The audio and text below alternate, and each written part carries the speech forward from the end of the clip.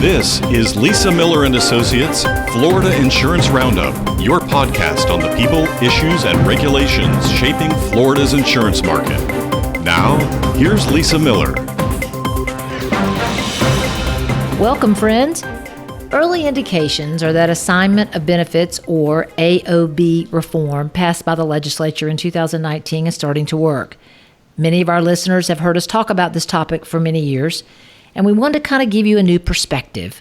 Citizens Property Insurance Corporation, the state's insurer of last resort, reports the number of its AOB-related claims is down from over 500 in June of 2019 to only 148 in December of last year. However, all is not rosy. While private carriers are beginning to see similar relief, they also report new strategies and ideas by contractors and their attorneys to work around the reforms. On the other side, contractors complain that without the old AOB, they're getting gypped by insurance companies and homeowners for work they've already performed. So what are we going to do? I think this podcast will be very interesting to many of you because we're going to do a brainstorming session on this one by experts who've been out in the field dealing with these property insurance claims, both before and after AOB reform. There are still some claims problems on both sides, and today's program is not a silver bullet, but rather we wanted to get everyone thinking about ideas and solutions. That includes insurance company claims handlers, defense and plaintiff attorneys, contractors, public adjusters, maybe even our regulators and lawmakers that listen to these podcasts. Joining us from Miami is Tanaz Salehi, a defense attorney for insurance companies fighting claims abuse, and who also advises contractors in ways they can draft their contracts in light of the AOB reform. She's a partner with the Salehi Boyer Lavigne Lombana law firm in Miami. She's also an IICRC certified water damage technician to boot. IICRC is the standard-setting body for proper protocol dealing with water claims and damage. And we have Mohammad Sherif, partner with Mubarak and Sherif, a Tampa law firm that focuses predominantly on helping homeowners in the Florida Panhandle with Hurricane Michael claims. He's a past insurance defense counsel. I've worked with him for years and began his legal career with the Florida Office of Insurance Regulation. Welcome, Tanaz and Mohammad. Welcome. Thank you for having us. Thank you, Lisa. So, Tanaz, let's start with you. You and I have talked on and off about the purpose of an AOB contract, and that is to have a legal agreement between the contractor and the homeowner, which allows a contractor to receive payments directly from the insurance companies for work that they do at a policyholder's home. And there should be no reason for the homeowner in that arrangement to pay any money up front. Okay, sounds great. But as you and I know, for the past 7 years, unscrupulous vendors and their lawyers have taken advantage of the theory and concept behind an AOB. And they took, in many cases, a homeowner's policy, and then they would inflate the scope and cost of the work, and then in turn sue the insurance company. And you've heard this story over and over again. So, after 6 or 7 years of that, the legislature passed AOB reform last year, and now we have much tighter rules that stem this abuse. So, in the last 7 months, you being on the front lines, what are you seeing in the aftermath of the AOB reforms? So that's actually a very good description and explanation of what the AOB is. And I think I've mentioned this to you before, but the assignment of benefits was initially created to be this beautiful idea where it built a bridge between two separate parties that did not have a privity of contract or a relationship so that they can deal with each other directly as if there was one.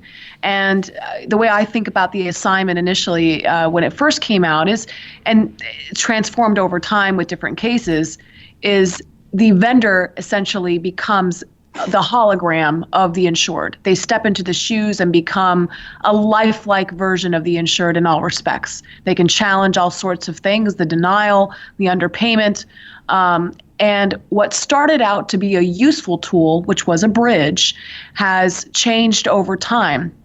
And from what I understand, there was a 3,000% increase in the number of lawsuits between 2008 to 2015, accounting for nearly 1/3 of the lawsuits filed in the state of Florida. So in the last 7 months since the AOB legislation, what have we seen?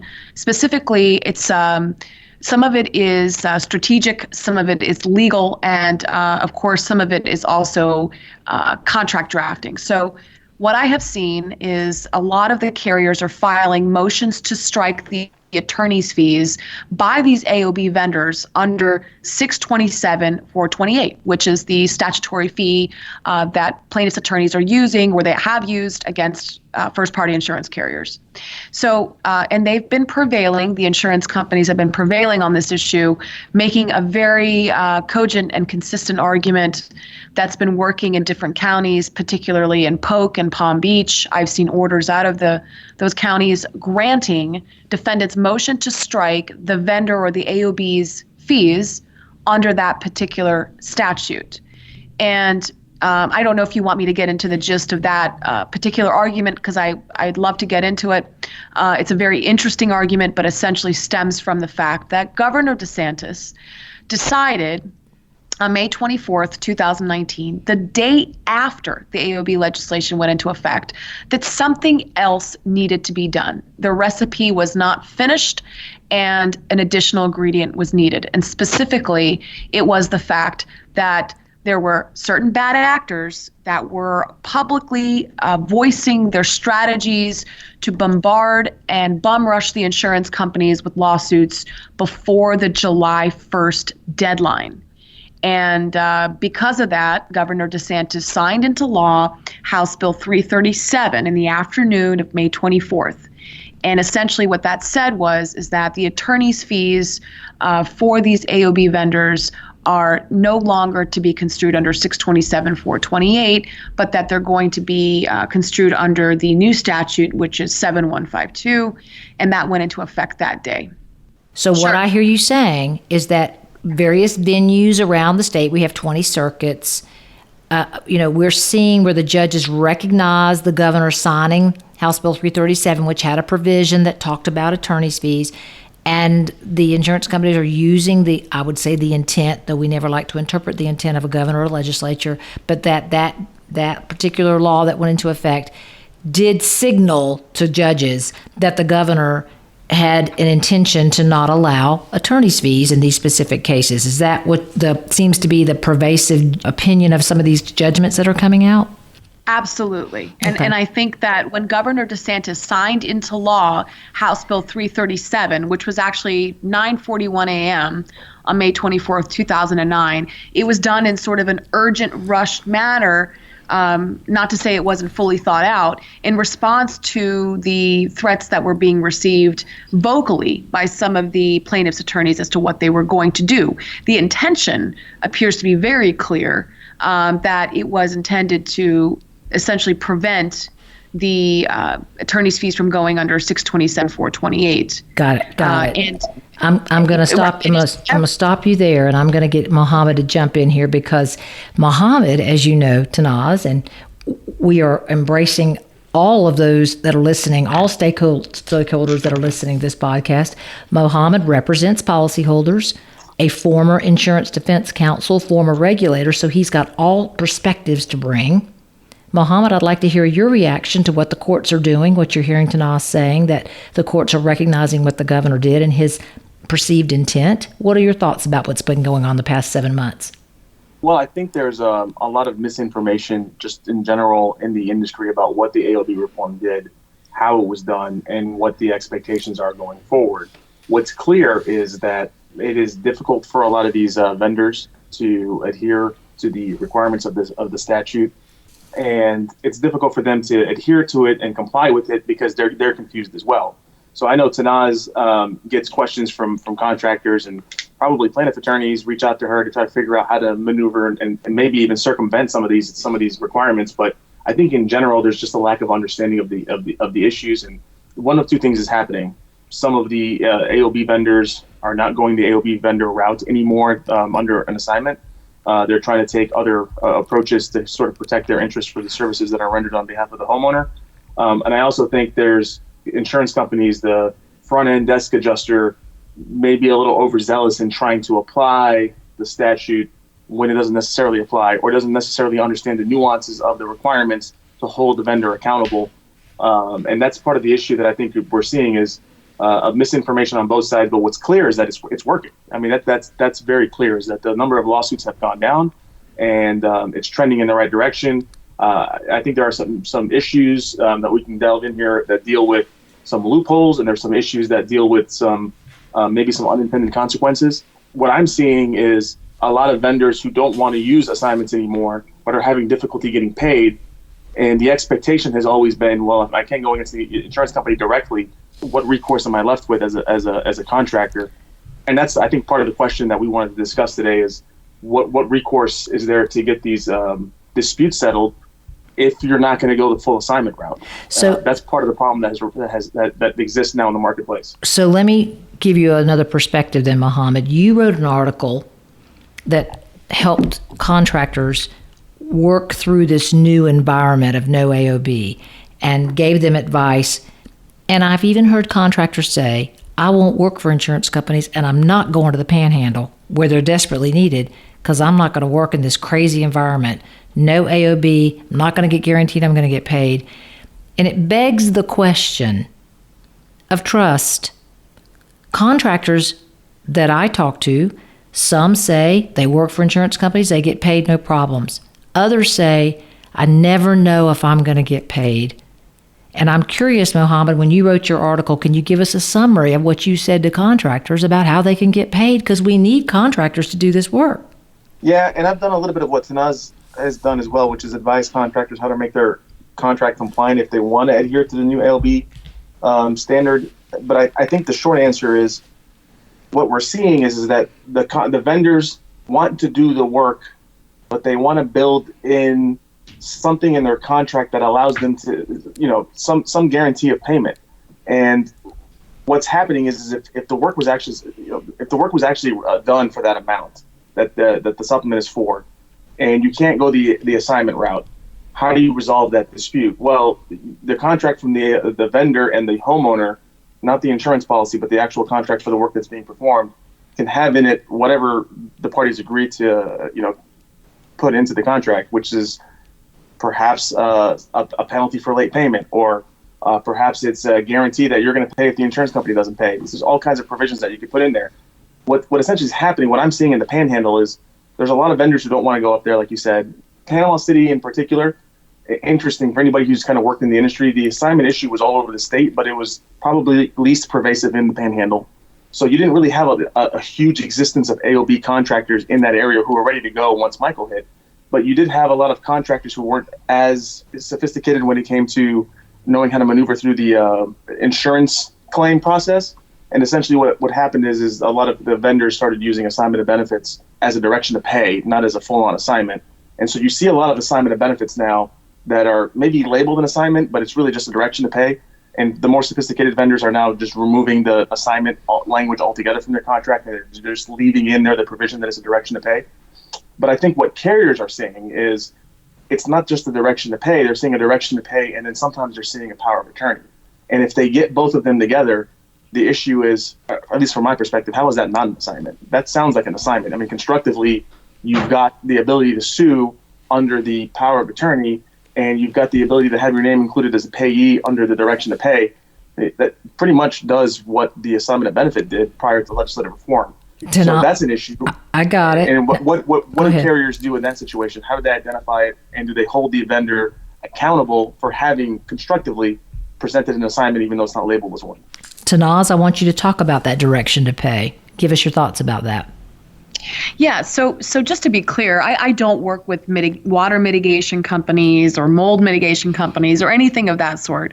The work that I've done is for a legit, good-hearted, honest contractor who actually does rebuild work. I mean, this is his work. He typically doesn't deal with insurance claims, but every once in a while, he has a client that has an insurance policy that's willing to cover it. So he works alongside with the carriers, and he has never ever used an assignment of benefits before. And what he was running into time and time again is that the estimates he prepared were good, honest estimates, and these surplus line carriers and these commercial line carriers, big established insurance companies would say, you know what, your estimate's fair, we love it, we're fine with it, we'd love to pay you, but then they would issue the check directly to the insured. And so occasionally, he would run into these bad actors on his end, where his clients that he cared for so deeply, who he was working with, would essentially not pay him the money that they were able to get based on his contract and his estimate that he submitted to the carrier. And he did it the old-fashioned way. He did it based on trust, and he did it based on just a handshake and a conversation. And what happened to him was what started the AOB process in the first place. So you see this evolution starting in the Panhandle, because that's where he works. They don't know about the AOBs, and they're not accustomed to them. So he reached out to me and said, what do I do in these scenarios where I'm doing good, honest, hard work? I'm getting the money for this insured, my client. They're getting money from the insurance company that's supposed to go towards my repair services that I've already completed. What do I do about this? And I think he had a valid point. So what are his options? And I think the good old-fashioned working with the insurance companies, that right there is still a tool that can be utilized, because the carriers, they were willing to work with him, and they actually said, they had a great relationship with this contractor, but it was the insureds that were not turning over the checks. So he needed protection. There were instances as well where the carriers were not putting his company's name on the check. And so he would spend 3 or 4 months trying to get the money. So what I advised him is, when you put in a direction to pay into your agreement with your client, what does that mean? And let me tell you what a direction to pay means. That's not the hologram situation where you're standing in the shoes of that insured, looking at the policy as if you own it. You can't challenge a denial. You can't challenge an underpayment. What it is it's sort of an informal agreement and a safety net for the carrier to say, okay, our insured says it's a go. Put this company on the check. So we've talked about a contractor that you represent, Tanaz, honest day's work, honest day's pay. Mohammad represents homeowners who want that service. But what about some of the things that we're hearing with some contractors who are figuring out these workarounds, and I'll call them that, where attorneys are making bulk deals with contractors, so the contractor would recommend that the homeowner hire this particular lawyer? Or, I've seen the literature in the marketplace where one particular restoration contractor says, here's how you can work around the limitation of the $3,000 for the emergency work.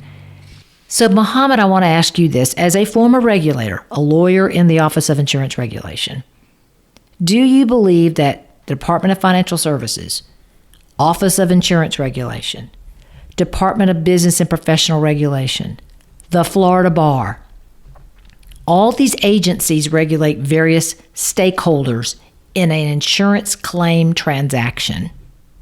What should they be doing, Mohammad? What are they not doing? Yeah, it's a great question, because I think about that all the time.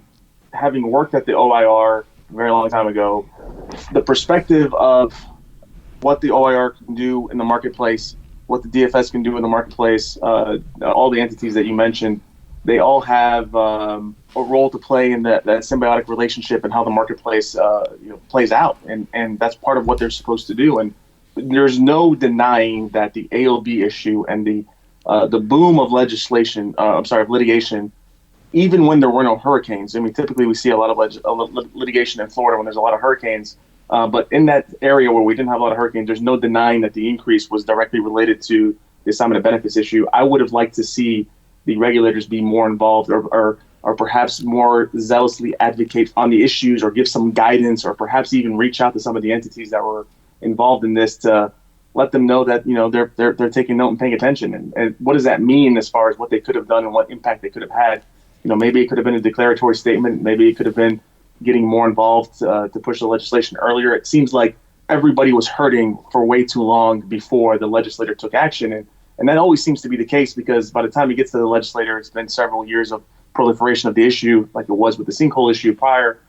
So the legislative fix is always a possibility, but it's never a way to deal with the problems in the law as they currently exist. And that's where I think the regulator could have had more involvement, or at least I would have liked to see more involvement, more guidance. There's a lot of entities out there that are involved in this unscrupulous behavior that get referred to the Division of Insurance Fraud, or that, attorneys who are involved who get referrals to the Florida bar. Sometimes it's just a matter of making sure that we follow up on some of those referrals, and then that the publicity is given to those bad actors so that we can sort of hold everybody accountable, because I've seen it on both sides. I think both sides have actors that make that entire side of the equation look bad.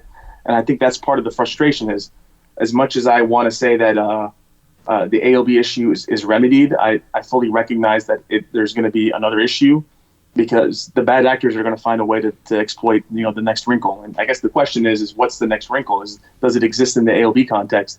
I think the AOB legislation fixed the predominant majority of the issues, but there's some issues that have arisen as a result of it, or maybe unintended consequences, which is why, you had asked the question earlier about what can a contractor do when they have a contract with the homeowner. Can they be involved in negotiating the claim? Well, if you go back to that context of having an assignment on file, not an assignment, but a power of attorney on file in conjunction with a direction to pay, and you pick up the phone and you call the insurance company and you start negotiating the supplemental invoice, are you acting as an adjuster? Are you advocating on behalf of the insured? I mean, is that an appropriate role for you to fill? The answer is probably a little bit more nuanced, and the DFS has to kind of give us some guidance there. And, they did. When you reach out to them, they will give you that guidance. But did we have that guidance 5 years ago? Did we have that guidance when it would have been a little bit more helpful? I think we could have had it a little bit more sooner. That could have helped address these issues, but we probably always need the legislative fix.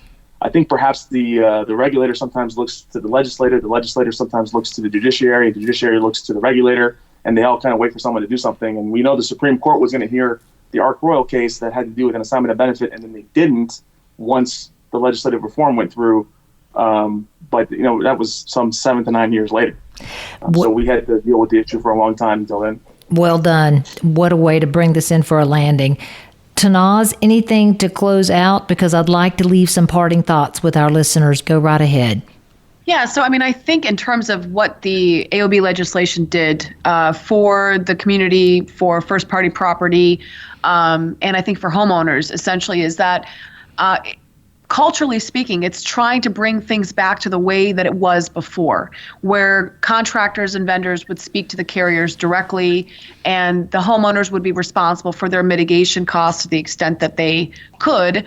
And essentially, it's between now the contractor and the homeowner to work out their arrangement between themselves. The AOB legislation also did something very helpful in that the reporting of claims are coming in quicker, or they should, according to the statute. It put responsibilities on the insurance companies to then respond timely, go out there, inspect within the 7 days.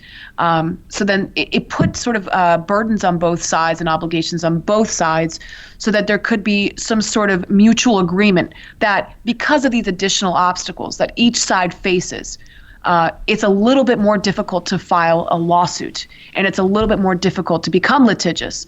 So in that vein, the hope is that eventually down the line, what we're going to be seeing is the eradication of the bad actors. We know the mitigation is necessary. We know that people have water damage. And I think that the carriers want to protect their insureds to make sure that they have that option. But then why not get rid of the bad actors who are just doing this to file the lawsuit later, and it really has nothing to do with the mitigation. Considering the fact that we went through the training, everybody at our firm, I went through the training for the IRCRC, we know what is part of the process of mitigating water damage. And time again, we would see these invoices and estimates, and I would know they did not need to do this. They did not need to have an air blower in there when they saw the mold. And they didn't need to charge $10,000 per day in supervisory charges and the mortgage charges and all those fees. Well, unfortunately now, and I have to say this, it's shifting over into the roofing context, because remember what you mentioned earlier about the $3,000 cap, that applies to emergency mitigation services. That leaves a huge void for the roofing contractors that are now charging maybe 10 to 20 times what it actually costs to repair the roof and submitting permits for the repairs to the county or the civil area where they're submitting these permits for a fraction of what they're charging the insurance companies. And so as long as we use the other tools of the AOB legislation for those AOB vendors, which may or may not be using that as their tool, we can curb that as well and try to get them to become a bit more honest and work directly with the carriers. And that always benefits the insureds and the homeowners. For example, in one of the cases that I'm dealing with, not one, I'd say about 10 to 15, the insureds have a coverage limit that is going to be entirely exhausted. And if it's a mobile home, they're going to get their mobile home repossessed and salvaged because the roofer is trying to get $300,000 for an $80,000 mobile home. But they submit a permit for $7,000. And that subjects this insured to, a litany of prejudice. And that's a whole other bag of beans. So, there's a lot of things to deal with on this front, but I do think the AOB legislation is working. The alternative AOB, as we discussed, or at least something that can help both sides, is direct communication. Tanaz, that was a great way to bring this in for a landing. Mohammad, your perspective was great. And I think the point of this podcast, I want to remind our listeners, is that my team, all of us here are interested in bringing insurance claims adjusters and defense and plaintiff attorneys and contractors and public adjusters and regulators, all working together, and all of us have to show personal leadership and openly communicate and talk about this. And I say this to my friends in the regulatory role. You don't have anything holding you back from picking up the phone. If you're interested in why a stakeholder is doing something, even if you don't regulate them, you can call them and ask them. It works, and it engages in conversation. And remember what the governor said when he summed up his State of the State speech. He said, quote, "The legal system is supposed to be used for redressing concrete injuries and disputes. It's not a game and shouldn't be used as such. Reforms such as AOB that improve the legal climate here in Florida are most welcome." The governor has said some of the insanity in litigation is hampering his ability to do his economic development activities. I'm curious what you think, all of you that are listening to this podcast. I would love very much for your feedback. As always, we have a whole show notes section of our podcast, and we'll post all kinds of things, articles, information for you to read for those of you that follow this stuff so closely. And we want you to like this podcast.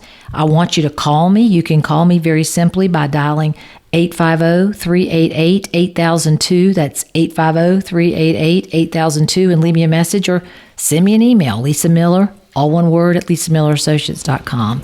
I appreciate each of you listening to this. I want to hear what you have to say. Tanaz, Mohammad, thank you. It was a pleasure having you on the show. Thank you, Lisa. Thank you so much, Lisa. Had a great time.